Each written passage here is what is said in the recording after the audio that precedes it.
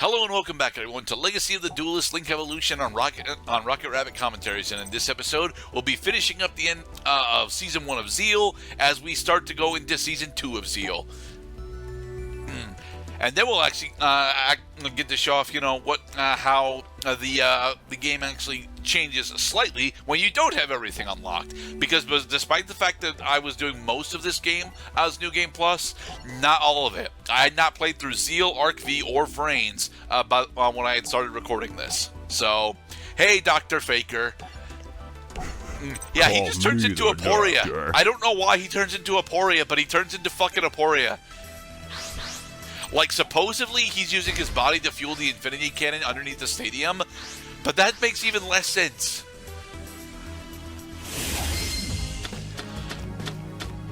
Alright, so, we are once again using Yuma, and we once again have got access to a lot of his onomatopoeia stuff, but we have access to this specific trap card. This, the Gamashara trap card is honestly an extremely powerful game enter for Yuma, if he can get it off correctly. Uh-oh. 2,000 life points to special summon Garbage Lord, then Swords of Revealing Light. So now we can't go kill his Garbage Lord. Dang it. Wow, Swords of Revealing Light actually revealed a monster. Yes, it did. Alright, so we can use Goblinberg, and then use Goblinberg's effect in order to special summon Gakuga Magician.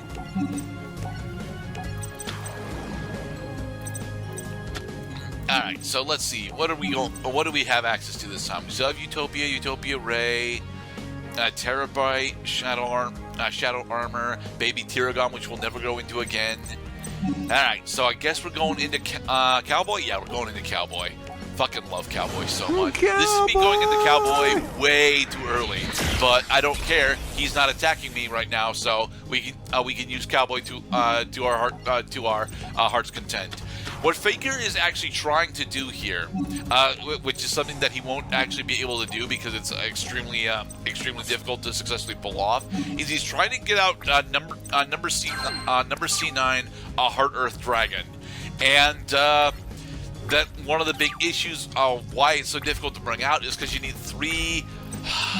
What is it? It's 3 level. Oh, I'm not entirely sure. Is it 6? I don't think it's 3 level 6 monsters, but it's an extremely difficult monster to specifically bring out. And because it's so difficult for him to bring it out, yeah, he's not going to be able to bring it out this duel. Inconsistent. On the subject of consistency, our opponent has done nothing but draw cards for the past 2 turns now. Yep.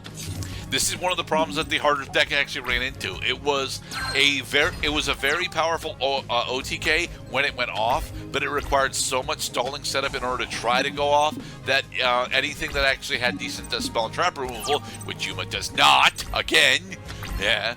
Ooh, CW Ultimate Shield, haha. But because Yuma doesn't actually have all that good of spell and trap removal aside from, I think, Tornado Bringer, yeah, there's a huge discrepancy in how difficult this duel is actually supposed to be. Because, alright, he's going for another Garbage Lord. So far he sacrificed, oh crap, well now he's finally getting something out, but he tribute set a monster for 2. Yes, he tribute set a monster, Mr. Cloud. There better be a Kazijin underneath that. Dude, we could kill Kazijin. I mean, not with our current board, but we could, in fact, kill Kazijin. You remember there was a time in Yu-Gi-Oh! When Swords of Revealing Light was that he Behold, just summoned a 3rd Garbage Lord. Okay, so now all we gotta do is get our Cowboy back into our extra deck. I was gonna say my thoughts exactly, is just find a way to deal damage to him directly. I mean, piercing damage is a bit of a stretch because he's been playing a lot of high defense monsters. And by a lot of high defense monsters, I mean 3 copies of the same freaking, pay 2,000 life points. So basically sacrifice almost all of your starting total of life points just to get out a level 5 monster. There's Tornado Bringer. Did we win? Maybe. We can beef up our attacker picker. Alright, so we also played out 3 monsters on 3 copies of the same monster though in Gokugo Golem, so triplets. Alright, so we go into Utopia.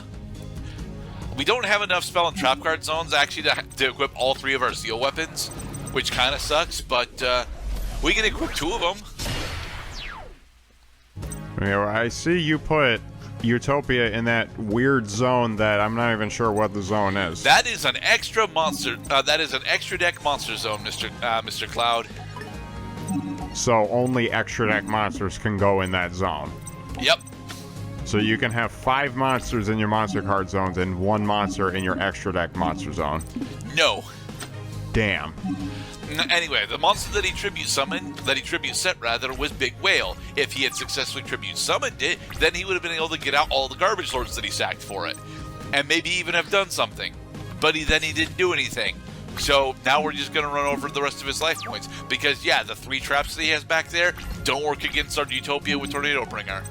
God damn. I mean, talk about like, oh, the big fireworks display is coming, and they gathered all the neighbors and all the kids and all the teachers and all the ice cream vendors for a big hullabaloo. And it says, behold, a single firecracker. No, that was the plot of a movie. Jeez. So, I mean, Gaga Cowboy will attack the big whale that he used Limit Reverse and bring back, and now he's dead. Yeah, Dr. Faker is a very terrible duelist. Fuck him. I guess Dr. Faker was bluffing. Apparently. If he actually does bring out Hard Earth Dragon, the duel goes drastically differently. But the thing is, it's so difficult for him to bring out Hard Earth Dragon that it's not really a big threat, so... Oh God, Vetrix, please put your mask back on. You look ugly.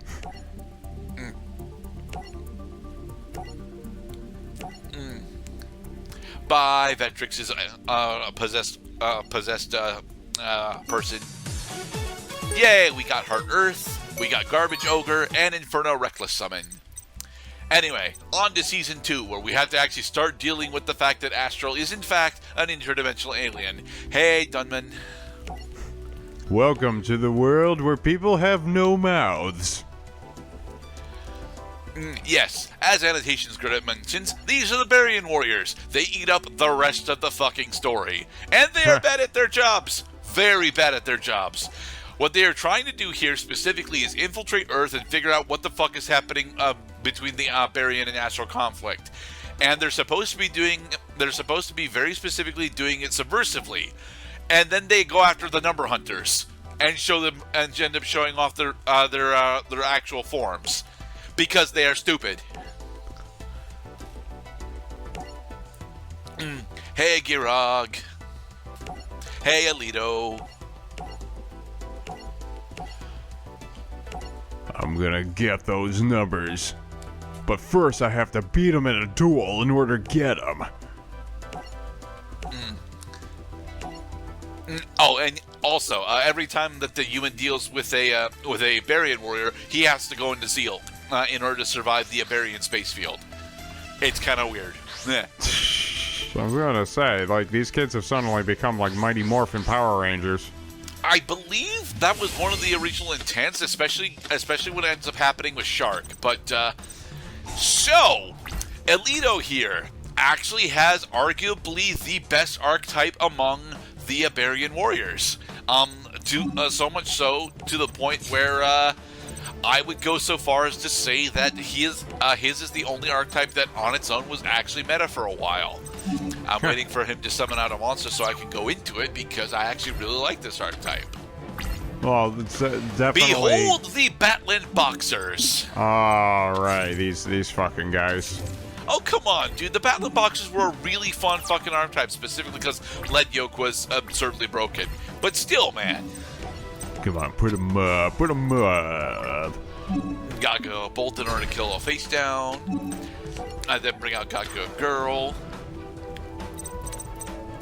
Activate Gaga Girl's effect to change it to a level 4.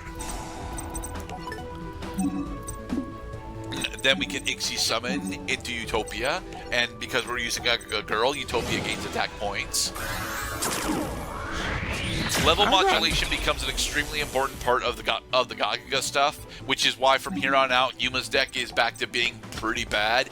I actually would go so far as to say that when it comes to ease of use, the Go-Go-Go part of the onomatopoeia is so much easier to use than the other aspects of the onomatopoeia stuff.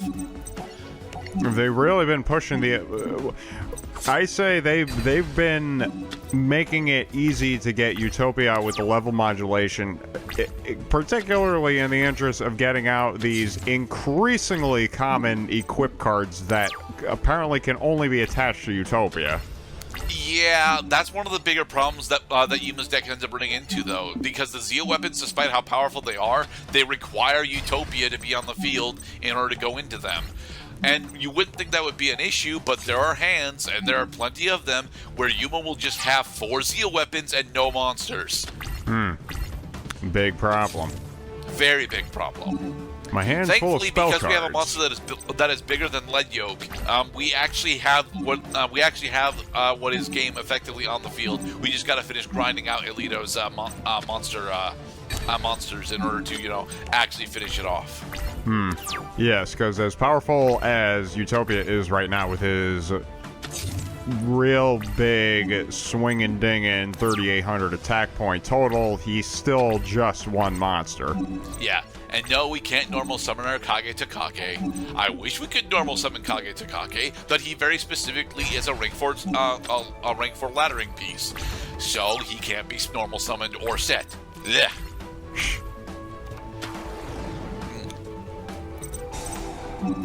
Use Headgear in order to send Glassjaw. Use Glassjaw in order to bring back Sparrow to your hand. Activate Spirits in order to special summon, right? Yep, special summon Headgeared. Then use Headgeared and Headgeared in order to go into... Mike Tyson. No, it's not Mike Tyson. Lead Yoke hits harder than Mike Tyson does. I said it! Damn. Also, rank up Magic Barian Force in order to make it so that Lead Yoke would eventually evolve into Comet Cestus. I don't want to deal with that, so no. Go back to the extra deck, you. Yeah, it's alright. He's gonna do a bunch of bullcrap to get a field full of monsters again. Nah, he should be able to, because he should be dead this turn. Oh, we didn't do it correct. Damn it. If we had summoned the Ram and a special summon Kage Takage, we could have gone into a second Utopia and then, just one off of that. But, oh well. Oh, right, because Grand Ram doesn't have any attack points. And then I'm gonna play Vanity's Fiend. Yeah. Because fuck you, Ixie's users. Well, Vanity's Fiend right now wouldn't actually matter. I can run over Vanity's Fiend. No, I'm saying, like, turn 1 Vanity's Fiend, like, good freaking luck. How would Alito bring out Vanity's Fiend, Cloud? Come on. Well, I mean, Alito wouldn't, but freaking Dr. Faker could have done it. Dr. Faker probably could have, but again, his deck is actually focused on using Hard Earth Dragon, so, like, more than likely he would not have done that. No, as a matter of fact, I don't think any of these... No character we've run into since Duelist Kingdom would have even fathomed running Vanity's Fiend because of the tremendous amount of special summoning we've been doing. Yeah. Anyway, with this, Alito is effectively dead. We just gotta actually finish him off with Cowboy, because Cowboy is the best card in Yuma's deck. And then, going immediately into our main phase, just burn them. You got it. I want to read Ixie's Revenge, because it's a card I've never seen before. Okay, now we can kill him with Cowboy. Well, thank you for sharing the material written on the card that we otherwise would not have seen. In the next episode, we'll continue on with Season 2 of Yu-Gi-Oh! Zeal. Be safe, everybody. Wow, that was fun. Okay, we can put the costumes away now, guys. Hey, we got another copy of Warrior Returning Alive. Woot!